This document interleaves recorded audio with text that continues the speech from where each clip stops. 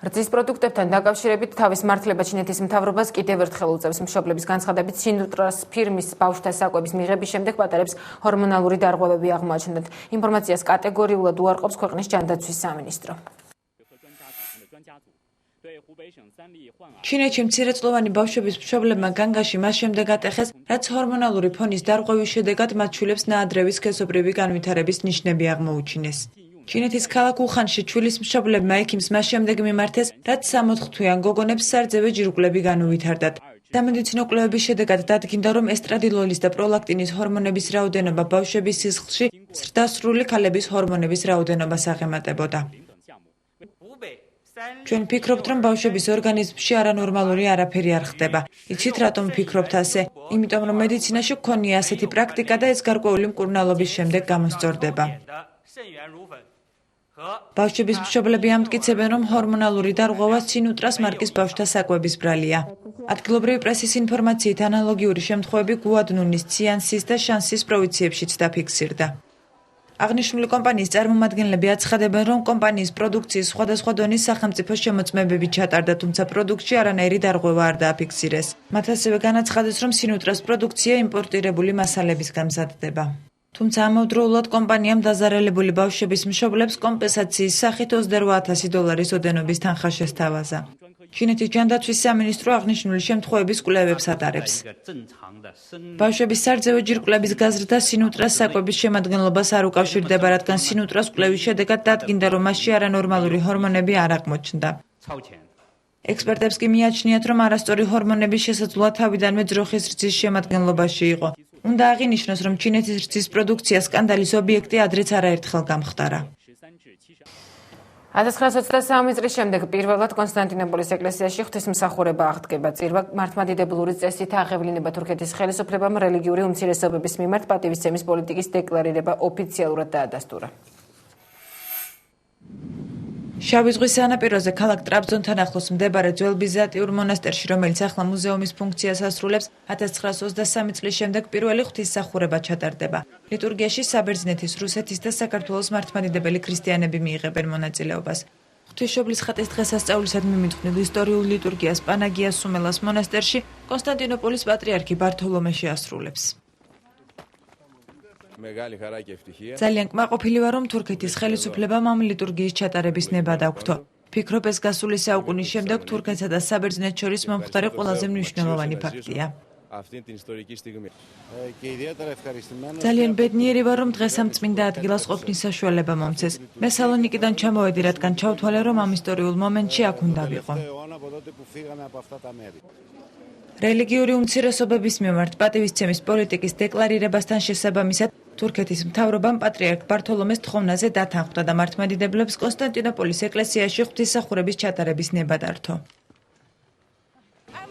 ვფიქრობ, ეს საბერძნეთის მართლმადიდებლებისათვის ძალიან მნიშვნელოვანი დღეა. მოხარული ვარ, რომ იმ მიწაზე ლოცულობ, სადაც ჩემი წინაპრები ლოცულობდნენ. მონასტერი როკში 1300 მეტრის სიმაღლეზე მდებარეობს. ის 1923 წელს თურქეთის რესპუბლიკად აღიარების დღიდან მიტოვებულია. ამ ადგილთან ახლოს თურქეთის შავი ზღვის სანაპიროს ტურისტული ცენტრი მდებარეობს. გაეროს გენერალური მდივანი პაკისტანში იმყოფება. პან გი მუნი წყალდიდობისაგან დაზარალებულ რაიონებს მოინახულებს და ვიზიტის ფარგლებში პაკისტანის პირველ პირებსა და გაეროს წარმომადგენლებს შეხვდება. სტიქიის შედეგად ქვეყანაში 1500 ადამიანი დაიღუპა, 20 მილიონი კი უსახლკაროდ დარჩა. გაეროს გენერალური მდივანი ქვეყანაში შექმნილ ვითარებას უშუალოდ გაეცნობა. მან მსოფლიოს პაკისტანის დახმარებისაკენ კიდევ ერთხელ მოუწოდა. რამდენიმე ქვეყანამ ამისათვის კონკრეტული ნაბიჯები უკვე გადადგა, თუმცა ეს რეაბილიტაციისათვის საჭირო თანხის მხოლოდ 20% შეადგენს. ქვეყანაში შექმნილი კრიზისის გამო პაკისტანი დამოუკიდებლობის დღეს არ აღნიშნავს მოსახლეობას სტიქიური უბედურებით გამოწვეულ ზარალს ითვლის. ათასობით ადგილობრივი საერთაშორისო ჰუმანიტარულ ორგანიზაციებს თხოვს დახმარებას.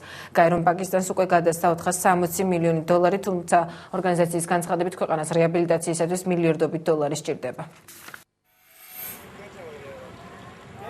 პაკისტანის სამხრეთ პანჯაბის რაიონის წყალდიდობისგან დაზარალებულმა მოსახლეობამ ჰუმანიტარული დახმარება მიიღო. გაერო პაკისტანს დახმარების სახით $460 მილიონ ოდენობის თანხას მიაწოდებს.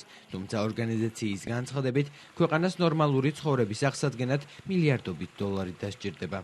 სტიქიური უბედურებების შედეგად შექმნილი კრიზისის გამო პაკისტანის მთავრობამ ქვეყნის დამოუკიდებლობის დღის აღნიშვნაზე უარი თქვა. წყალდიდობის შედეგად პაკისტანში 1500 ადამიანი დაიღუპა. ჩემი შვილი წყალში დაიხრჩო. მას 5 შვილი ყავდა. ჩვენ ყველაფერი დავკარგეთ. ახლა მის შვილებს მე უნდა მივხედო, მაგრამ არ ვიცი ამას როგორ შევძლებ. ბავშვებს არც საკვები და არც ტანსაცმელია. სტიქიური უბედურება პაკისტანში ივლისში კოკის პირული წვიმების შედეგად დაიწყო. წყალდიდობა მათასობით საცხოვრებელი სახლი გაანადგურა. გაეროს მონაცემებით სტიქიის შედეგად სულ 14 მილიონი ადამიანი დაზარალდა. ამერიკელი სამხედროები საკუთარ სახლებს უბრუნდებიან. ბარაკ ობამამ ხანგრძლივ სადაო თემას წერტილი დაუსვა. 1 წლის წინ მიღებული გადაწყვეტილება სრულად 2011 წლისთვის შესრულდება. ამერიკელი ჯარისკაცები ბაღდადიდან სამშობლოში ბრუნდებიან. სამხედროებმა ერაყში ერთწლიანი მისია შეასრულეს. 1 წლის წინ ამერიკის შეერთებული შტატების პრეზიდენტმა ბარაკ ობამამ ბრძანა, რომ 50,000 ჯარისკაცი, რომელიც ერაყში იბრძოდა 2010 წლის 31 აგვისტოსთვის სამშობლოში უნდა დაბრუნებულიყო. მართლაც მას შემდეგ, რაც მისია წარმატებით შეასრულეს, ჯარისკაცები სამშობლოში ბრუნდებიან. კვირის განმავლობაში 4,000 ჯარისკაცი ერაყიდან ამერიკის შეერთებულ შტატებში მიფრინავს. 2011 წლის ბოლოსთვის ერაყში არც ერთი ამერიკელი ჯარისკაცი აღარ იქნება.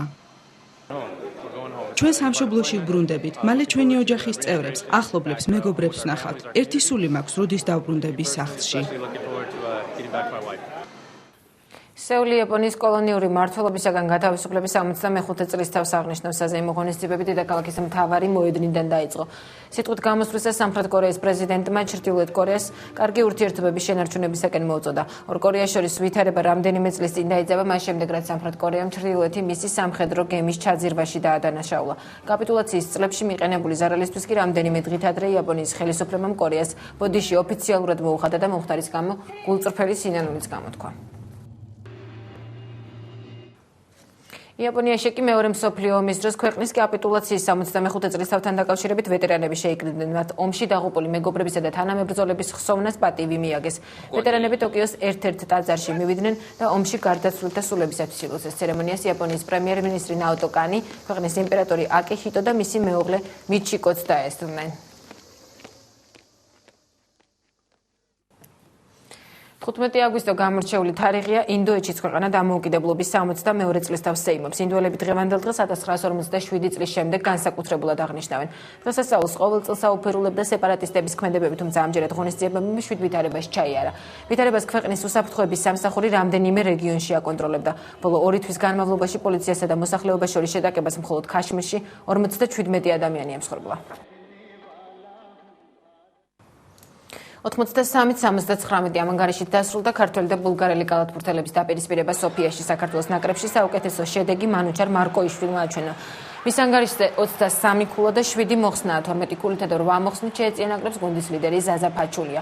ბულგარელთა შორის საუკეთესო ვიდენოვი იყო. ამ გამარჯვებით საქართველოს ეროვნულმა ნაკრებმა ევროპის ჩემპიონატის შესარჩევ მატჩში მოიგო და ევროპის პირველობაზე მოხვედრის შანსები მოიმატა. მომავალ ტურში საქართველოს ნაკრები პოლონეთის ეროვნულ ნაკრებს დაუპირისპირდება.